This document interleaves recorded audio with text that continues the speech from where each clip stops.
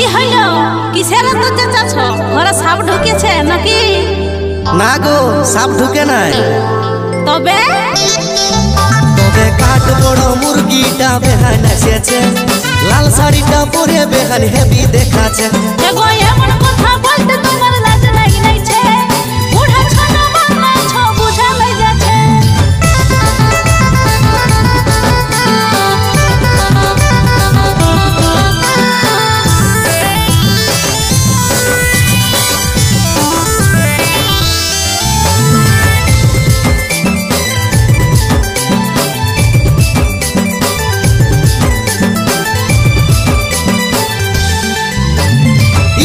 গাড়িতে চাপে আইলো ভোট ভোটায়, চাকরি পাইয়ে বেহানার গেলছে বেশি মোটা।